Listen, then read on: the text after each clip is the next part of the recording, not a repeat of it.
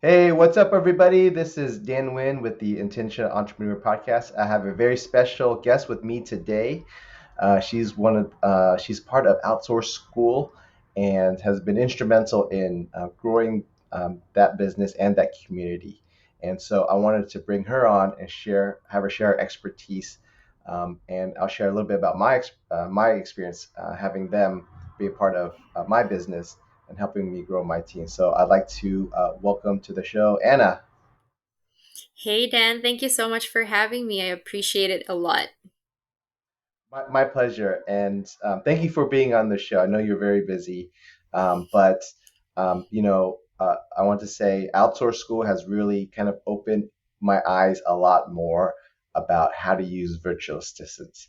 And for the longest time, I was a solo entrepreneur. I was doing everything, and I several years ago I did try to use one VA, which is helpful, but I didn't educate myself on managing VAs and hiring VAs. I kind of just got them and then they did it, and then then I did now what?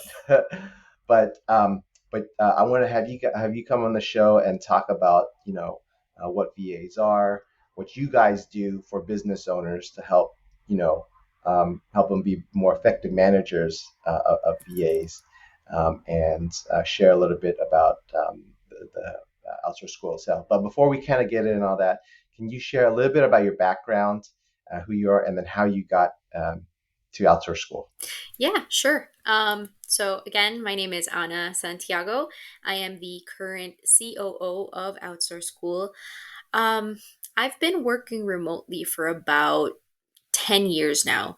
I started when I was in college. I took on some freelance clients part time to help put myself through school. I started with a bit of sales work, SEO, content writing, e commerce, social media management, among various other tasks. Now, as the COO of Outsource School, I am in charge of managing an entire team of 15 or more virtual assistants. I help optimize operations. I contribute to the growth of the brand. Um, I am from the Philippines, and I would love to share about my experiences in helping entrepreneurs just like outsource your work so that you can focus more time and efforts on building your business, not working in your business, if that makes sense. Yeah. And again, for a long time, I was doing everything, and that particular quote you have is kind of famous from Michael Gerber, and certainly, using VAs is an excellent way to kind of get out of doing a lot of administrative stuff and getting you into the more kind of revenue producing activities. But for the people who don't know what a VA is, can you share a little bit about who they are and what they can do?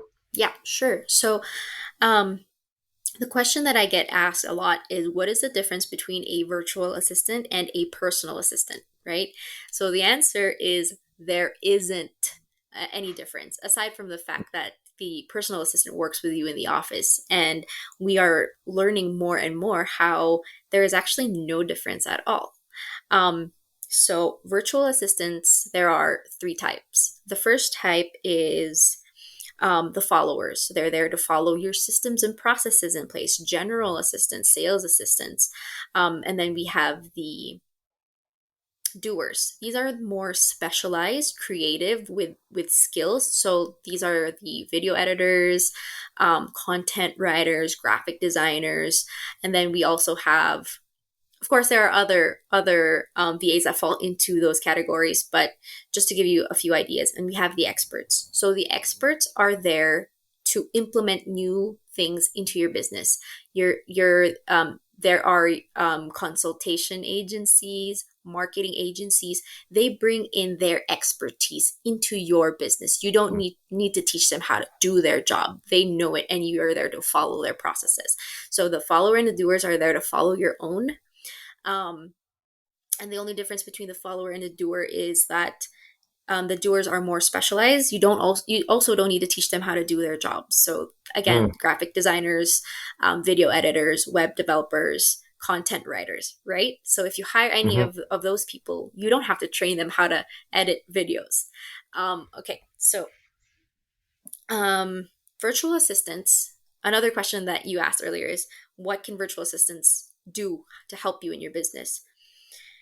I have yet to find something that a virtual assistant cannot help you with. So anything that you can do from your computer, anything that you can do remotely, like you yourself, Dan, a virtual assistant can do. And that's the same for all of the other entrepreneurs that are watching today. Your bookkeeping, your sales, your partnership outreach, your lead generation, your customer service, video editing, graphic design, content writing, social media management. I can go on. The list does not end. So yeah, I hope that answered your question. Yeah, yeah. So there's almost an infinite amount of tasks Yeah, that a virtual assistant can do for you. If someone is looking to hire a virtual, say, hey, yeah, I know I need one. I got a million things on my plate, but I don't know where to start.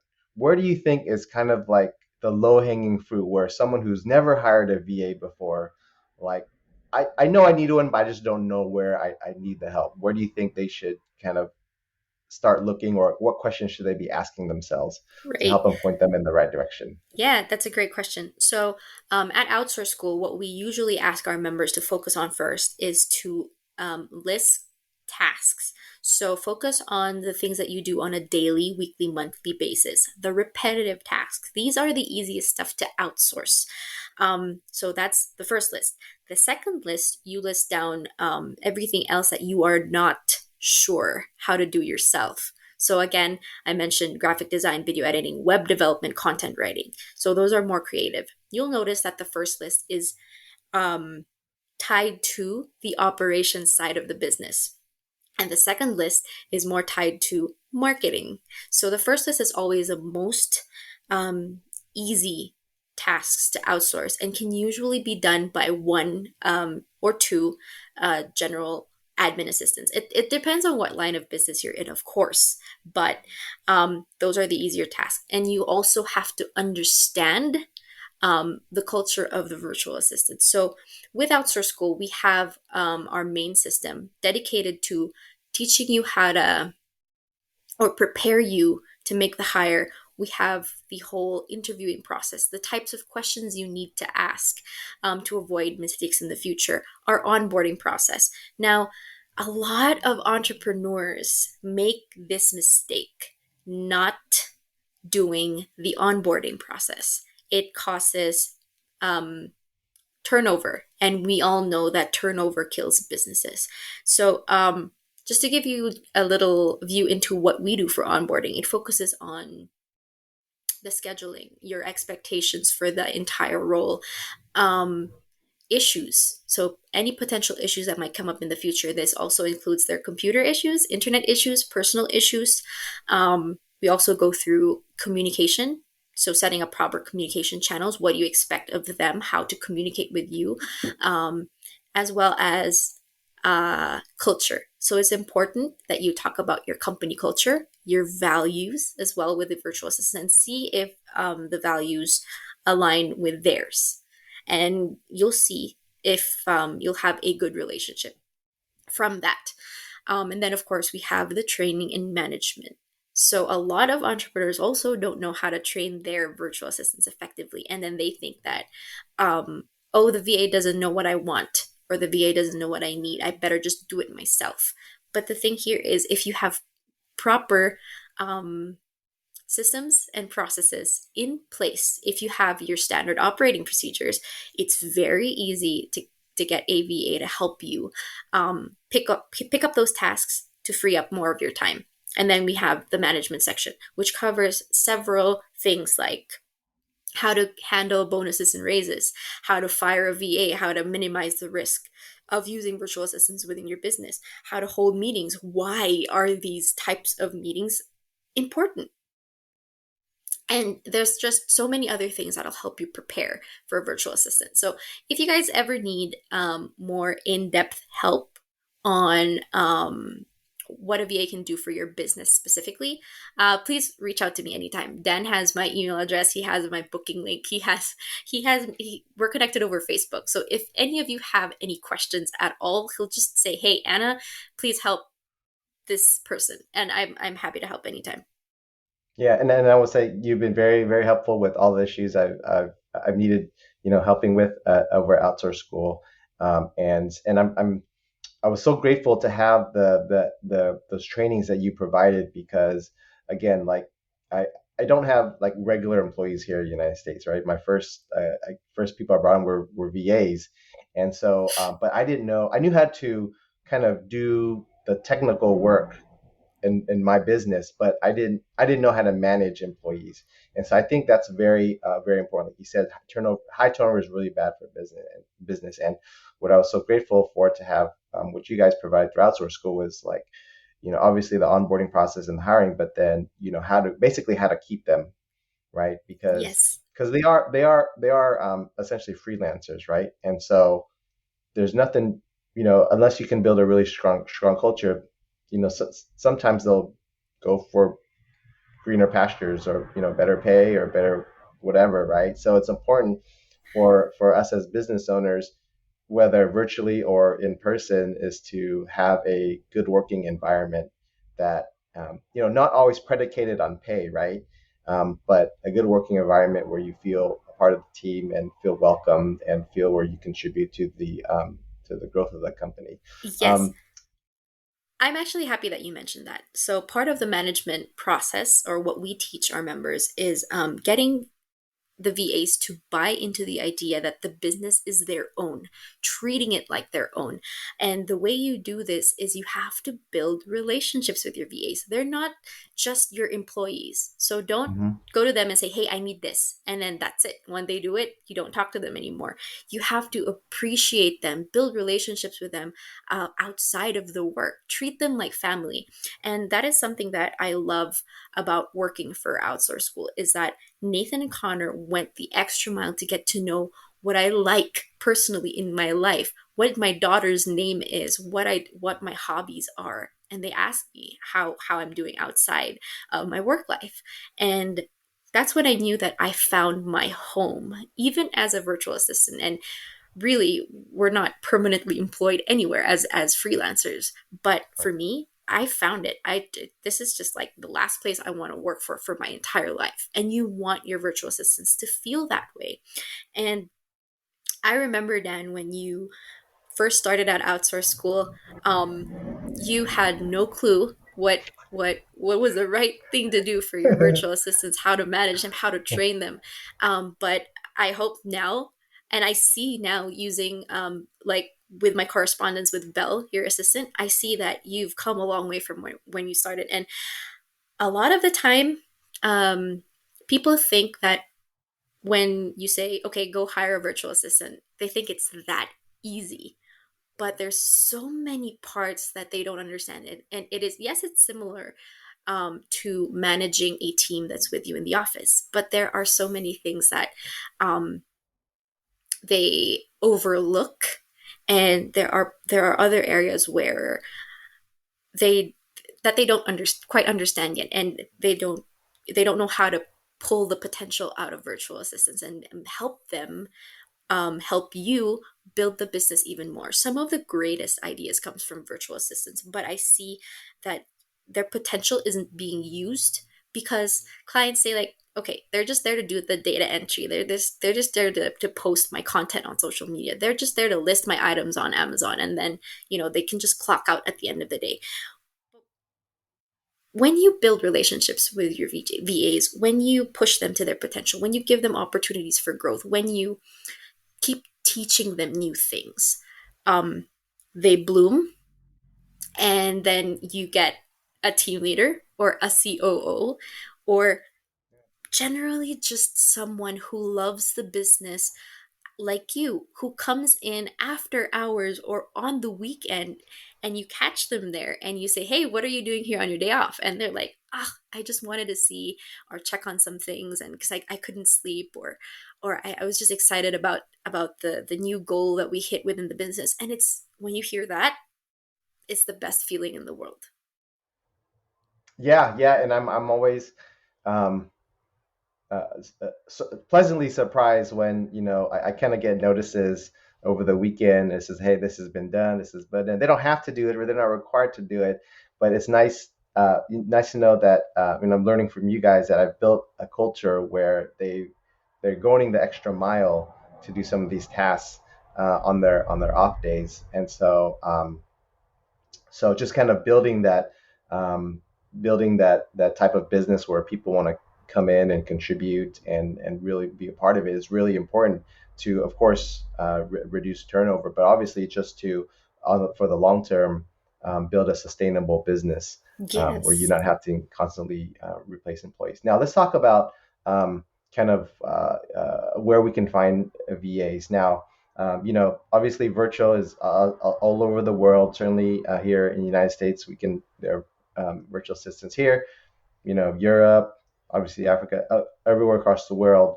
Um, where for your particular clients, where are they finding kind of generally finding the best fits for them in terms of geography? Yeah, so we recommend, and no, I'm not biased. We recommend hiring from the Philippines Mm, because Filipinos, one, have great communication skills. We learn English as our second language. From the first day we're in school, we're taught to speak English. Um, so there's that. The other thing is one of the most common type of work in the Philippines are telemarketing companies, BPO companies, call centers. Basically, we have a lot of companies here that are run from the UK or from the US or mm, Australia or other parts of the world. So we are used to working the night shift and we are used to talking to people from different parts of the world, which gives us a leg up, I should say. mhm, Um, so there won't be any issues with the scheduling if you need them to work 9 to 5 Eastern time or Central time or PST. I don't think that'll be an issue at all, especially if you have experience as virtual assistants. And another thing that I pride, um, I have so much pride for the fact that we are very interpersonal. We're very kind people, very hardworking. So um, we are very family centered, meaning we would do anything to give our family a better life, to take care of our family, and that means doing well with the work that we're given. Another thing that I don't think you know, Dan, but I felt like I should share. People in the Philippines only make just on an average, we make about $12 to $15 a day over here. And that is not as good as it should be.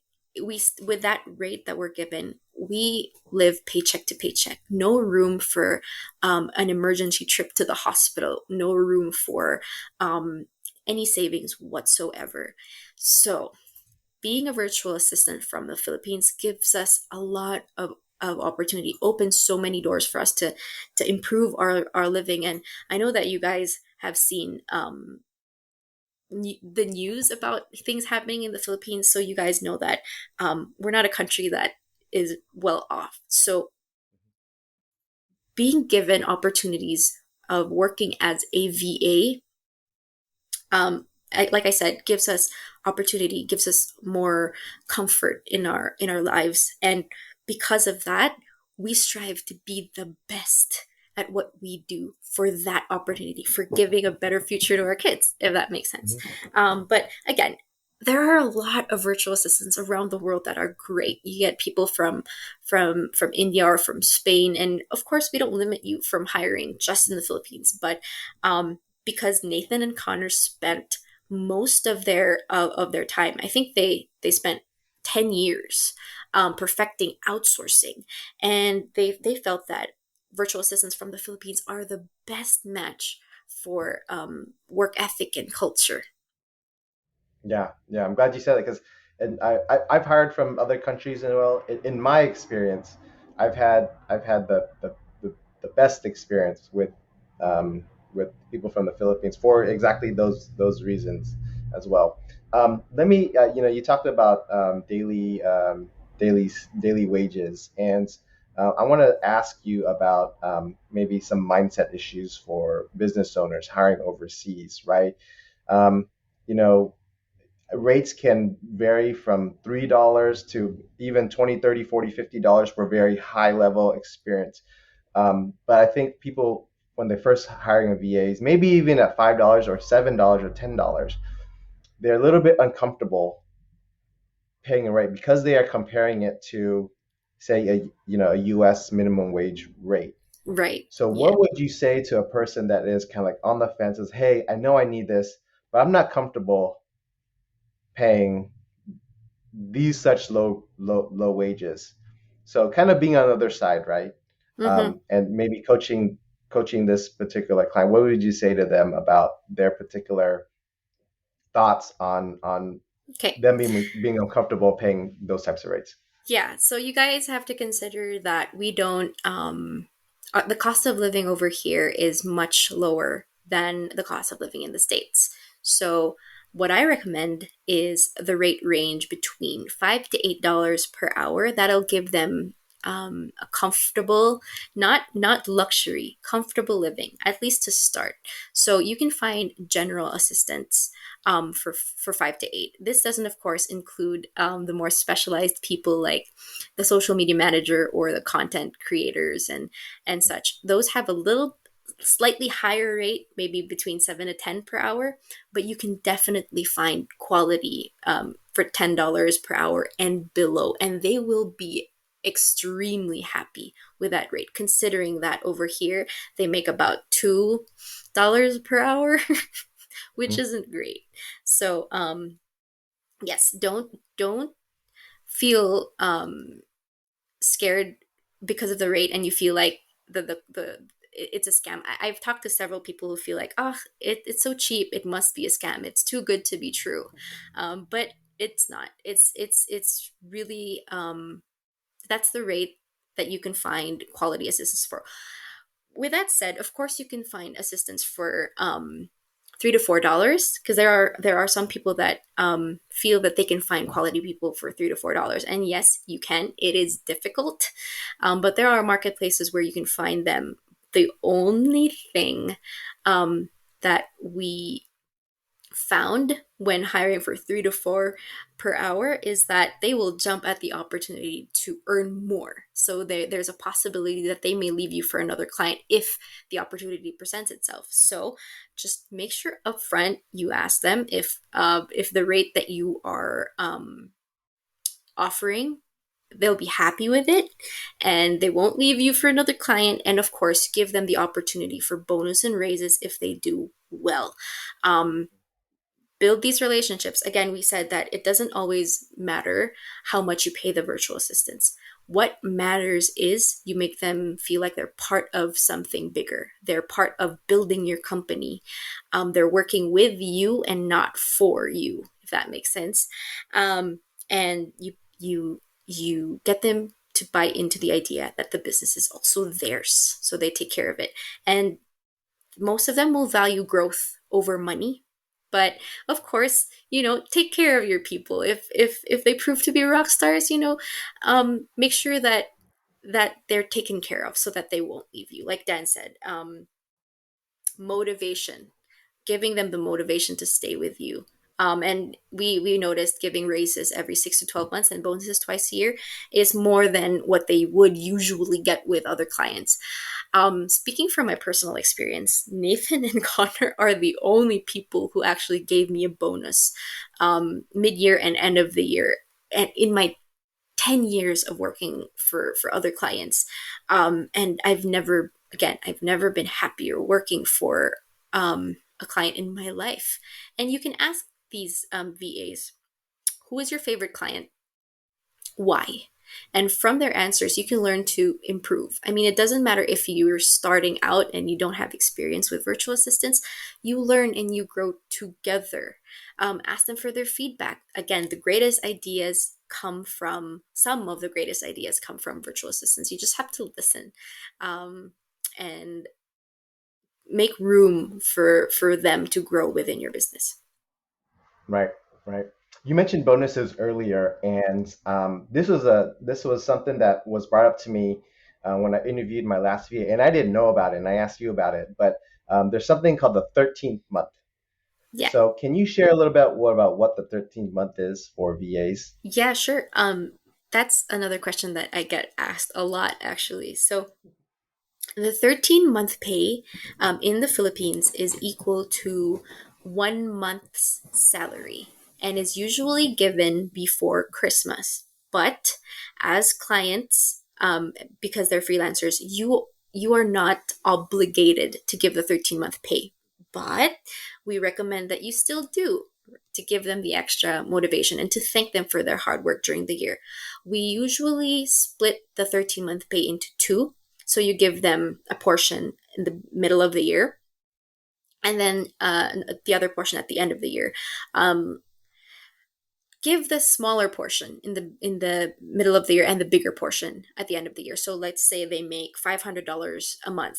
Just for example, you give the $200 in the middle of the year and then the $300 right before Christmas, just so that they have a little extra to spend for their family, go shopping for Christmas, right? Um, and just with that, they would be extremely happy. But basically, yeah, that's the 13-month pay. So if you guys hear it anywhere, it just means 1 month's whole salary.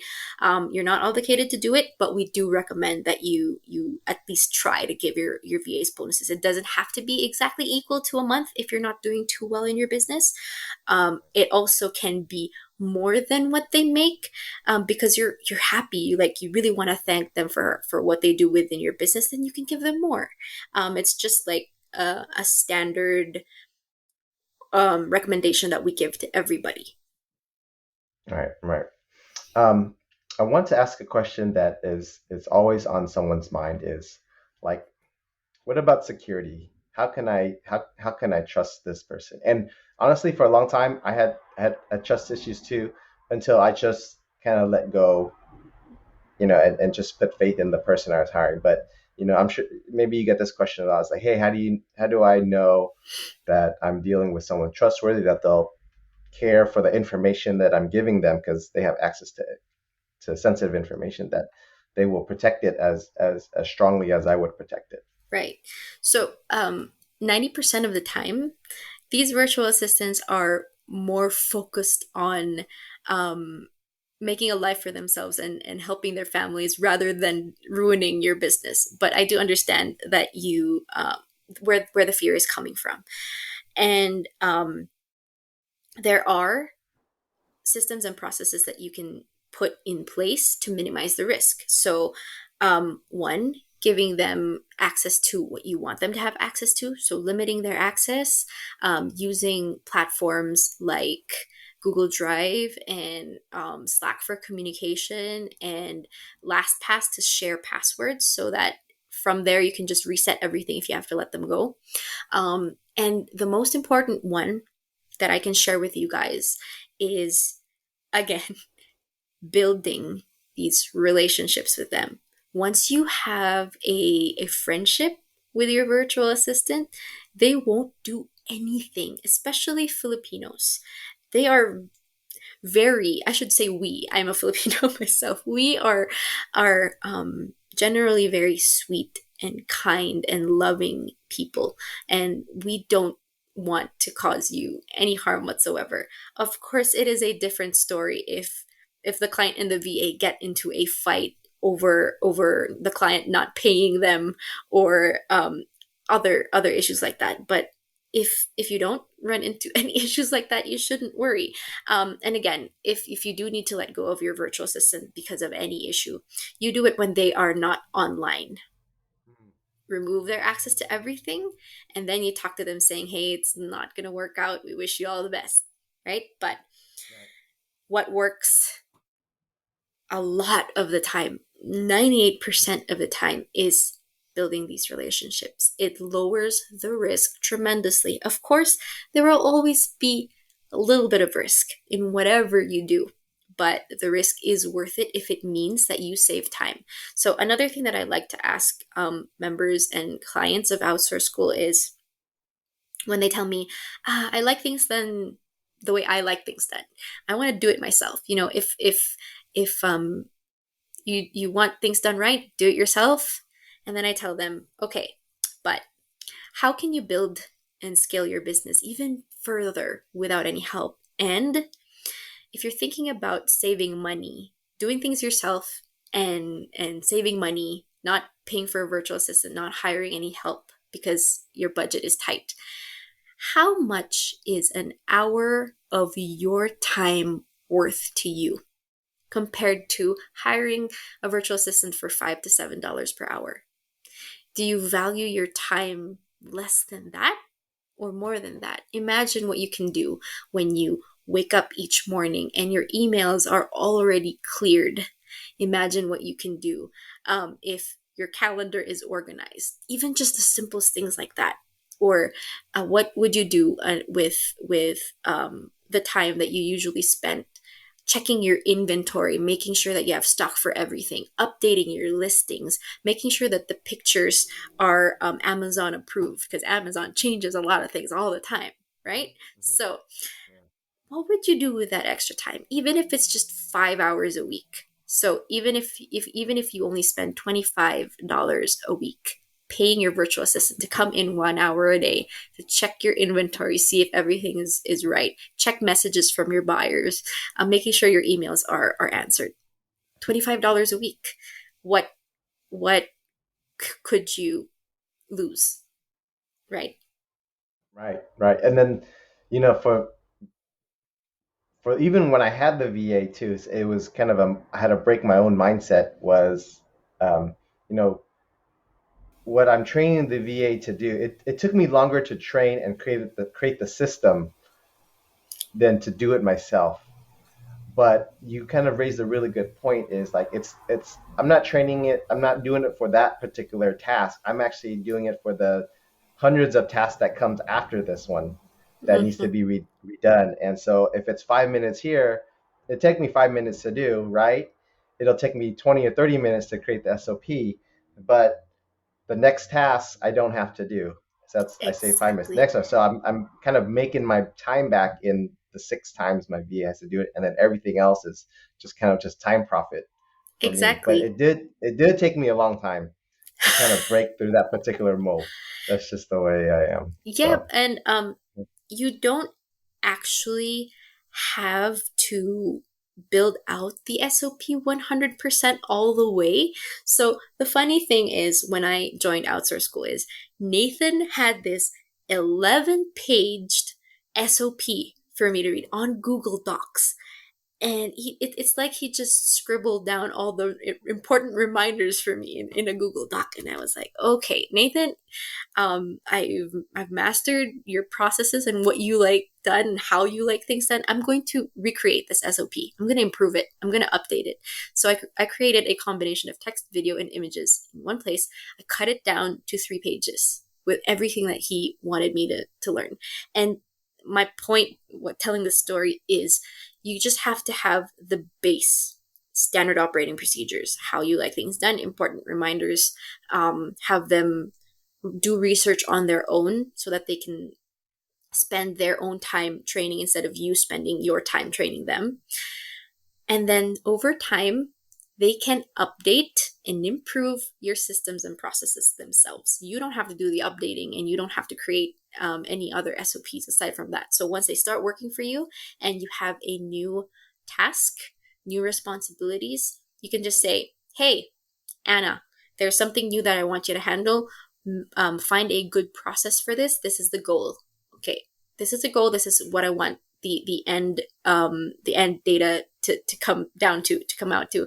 Find a great process for it, master it, create an SOP for it. So me and our team create all the SOPs for Outsource School. Nathan and Connor don't anymore, so that when we hire a new VA to come in, I give over the SOPs.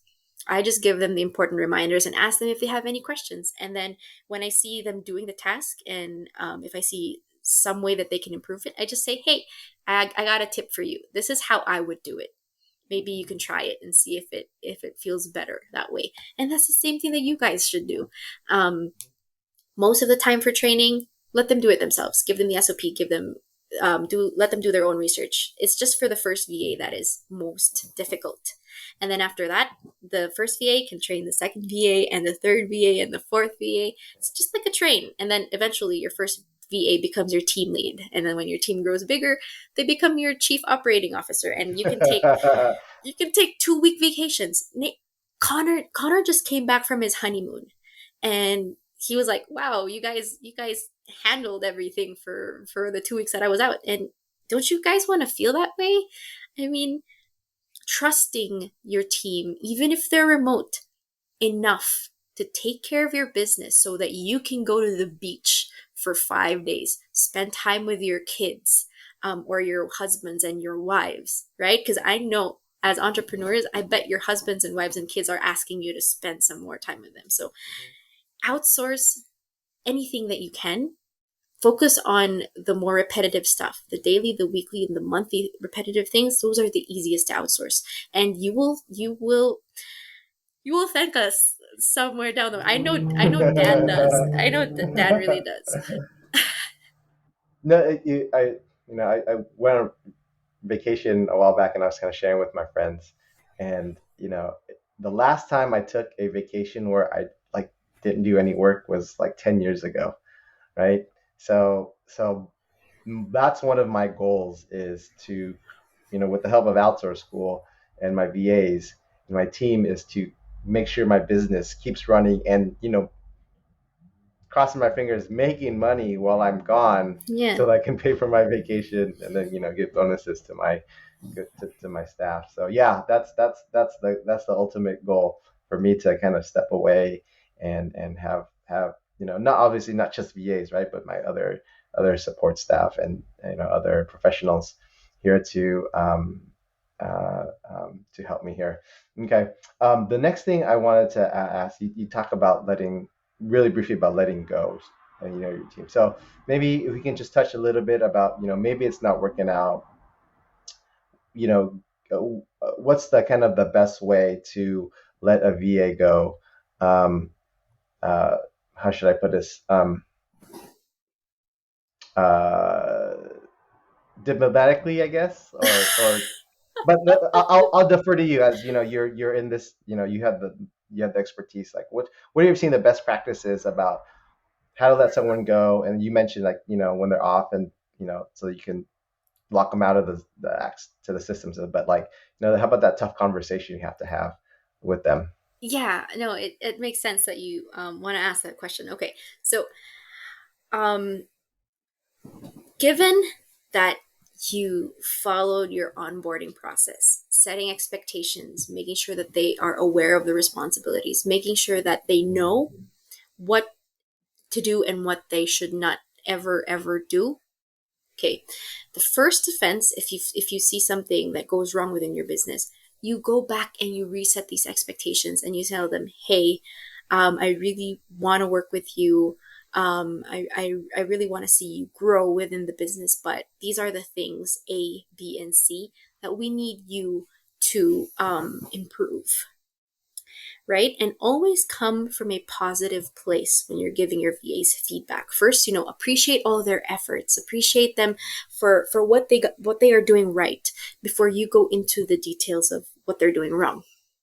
And then from there, you tell them, hey, we need to see some improvement, because if you don't, we're not sure that we can work with you. But if you do improve, there are a million other opportunities for you within this business.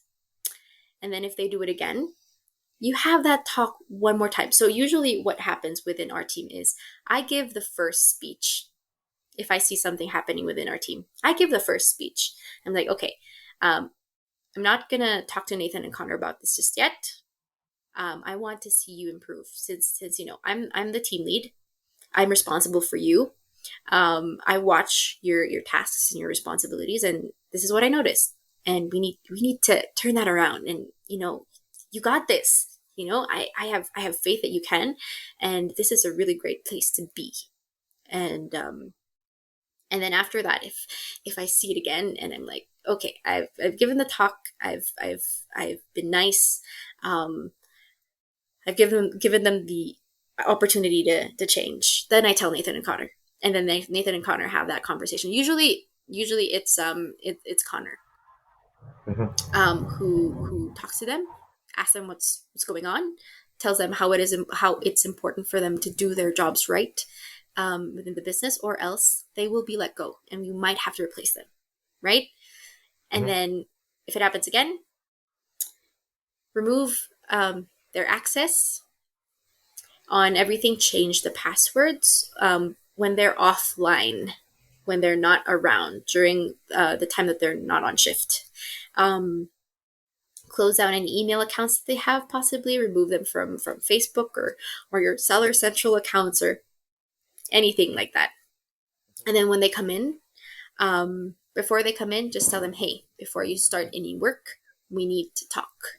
And then tell them, hey, I know you did your best, but in the best interest of the business, unfortunately, we have to let you go. We wish you the best, and that's it. No, nothing controversial. You don't have to rehash everything that they did wrong because you've talked to them in the past and you've given them Right. the opportunity to change.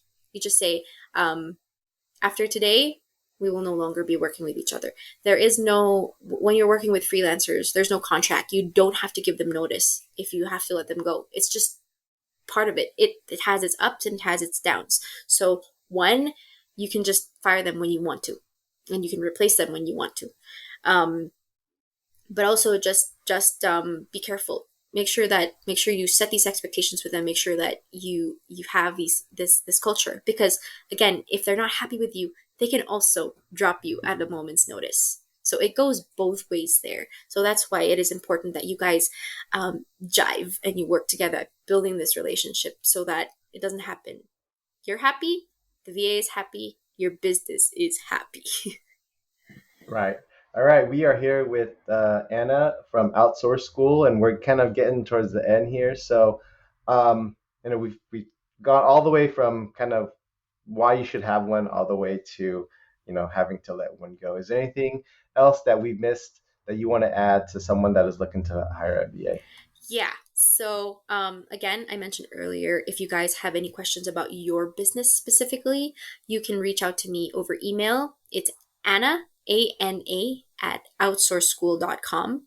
I would suggest that you schedule a call with me because if you do, I have special discounts for joining Outsource School as well as a free Care Plus service. So, Hmm. Care Plus service is where I would write the job post for you. I would look for candidates for you, and I would interview them for you. So basically, I'll have a rock star virtual assistant for the role that you need, and all you got to do is train them, onboard them, train them, and manage them. So we have a free Care Plus package for you guys that want to save time. We have discounts for joining Outsource School. I'll give Dan all the notes since I know that some of you will be interested. So discount codes, booking link, my email address. You can reach me on Facebook. I'm here to support all of you with all your questions. All right. Thank you so much, Anna. Thank you all that you do over at Outsource School and supporting entrepreneurs. And we look forward to what you have more in store for Outsource School. So, just kind of a side note too. They've got these training playbooks, and every month they're coming out with a new one. So there's a video one, there's a bookkeeping one, there's a uh, I can't remember the other ones now, but every single month you're coming out with a new one, and I mean it's good. It's a great value. I'm kind of overwhelmed because it's coming out so fast, but it's nice for me to know because I do know eventually that I will need a lot of the playbooks that you have. So it's nice to know that as long as I'm part of Outsource School, I have access to those. Yeah, so just so they understand it a little bit more, we have tons of playbooks revolving around building the operation side of your business and the marketing side of your business using virtual assistants. So some of these playbooks are like the bookkeeping playbook, the sales VA playbook, partnership playbook, lead generation playbook, graphic design playbook, team leader playbook, project management playbook, and the list goes on. So our main system is called Cracking the VA Code, which I mentioned earlier, which helps you prepare to make the hire, interviewing, all the questions about interviewing. We have cheat sheets that you can use to just plug and play into your business. as well as onboarding, training, and managing. And then aside from that, we have 20 other playbooks and formulas revolving around operations and marketing, plus new ones each month. All right, thank you so much. Oh, and we almost forgot. I have a rapid fire question section Ah, that I ask all of my guests on the show. And I do know you were for Outsource School, but for a very long time you were a freelancer, and so you were your own business owner for yes. a very long time. So I'm going to ask you a little bit about um, some questions about your things you've learned along the way Sure. as a business owner. So, what's the best business advice you've ever received? Ah, best business advice. Um, always make sure that you are happy with what you're doing because you will not excel in your work if you don't love what you're doing, no matter how hard you try. Okay. Who do you look up to? Aw, that's easy. Nathan and Connor. All right. Um, what's the best business book you've ever read? Start with why. Simon Sinek. Yeah, I actually received that book from my It's my awesome. tax guy. That Yeah, was it's really good. awesome. Um, if you can do one thing over again, what would it be? uh Becoming a freelancer sooner. I've wasted so many years in the corporate. I just I corporate I can't even. It's so many headaches. The 4 to 6 hours of traveling every day. Ugh, I wish I could go back Wow. and start from the very beginning. All right. And then finally, what is the biggest challenge in your business today? Biggest challenge. Um, I guess it's ramping up marketing efforts, right? Growing our team even bigger. So we're revamping everything with Outsource School, coming out with more than just new playbooks and formulas. We got lots in store. We're pacing it out for you guys, but yeah, it's been a challenge. Everybody is working on marketing efforts, including myself. So like what I'm doing here today on a podcast with you. So this is part of the challenges that we face. Awesome, very good. So again, thanks for Anna from Outsource Schools being part of the show. I'll put all our information on the show notes. So if you want to contact her and learn more about Outsource School, she'd be happy to talk to you. She's very helpful. So thanks again for your time. Love talking to you, and hopefully we'll talk soon. You too. Thank you so much for having me. Appreciate it. And I hope you guys got a ton of value out of this show.